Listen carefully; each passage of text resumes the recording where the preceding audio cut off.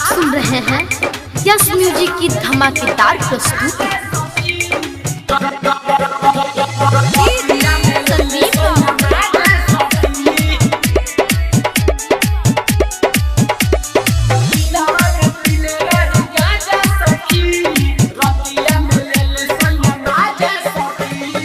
मन लेना हमारे बतिया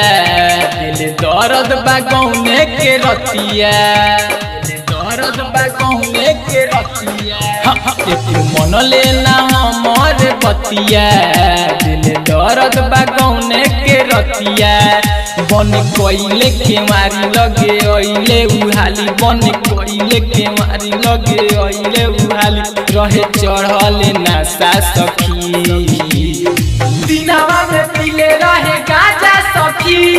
रतिया में ले ले सोया माजा सखी दिनावा में पीले रहे गाजा सखी रतिया में ले ले सोया माजा सखी। आप सुन रहे हैं यस म्यूजिक की धमाकेदार प्रस्तुति।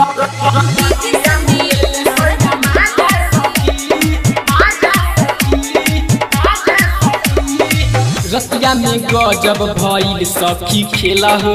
चुए लागल हमारा लहंगा से तेला हो अचके में सैयान गइले मुसटा हो सैयान मारे सखी फेरी करवट हो फेरी करवट हो फेरी करवट हो रतिया में गजब भइल सखी खेला हो चुए लागल हमारा लहंगा से तेला हो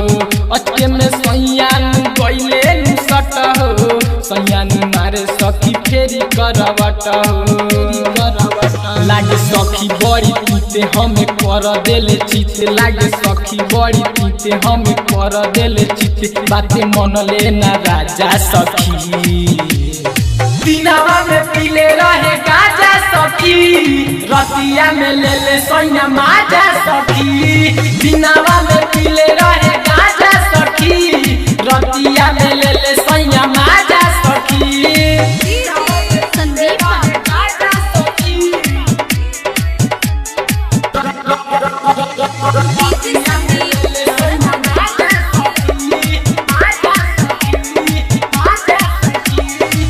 पवन प्रेमी के बिगड़ल बच्चा हो सखी हो करेला हमें बुरा हाल हो राइटर राजन लगे बोलावे अमरेंद्र नीतेश सबे सिखावे अमरेंद्र नीतेश सबे सिखावे पवन प्रेमी के बिगड़ल बच्चा हो सखी हो करेला हमें बुरा हाल हो राइटर राजन लगे बोलावे अमरेंद्र सबे सिखावे सखी गईनी हम डर कैले उतराते भर सखी गईनी हम डर कैले उतराते भर धैले रहे पाजा सखी दिनावा में पीले रहे गाजा सखी रतिया में ले ले सोया माजा सखी दिनावा में पीले रहे गाजा सखी रतिया में ले ले सोया माजा सखी। Recording by Yes music.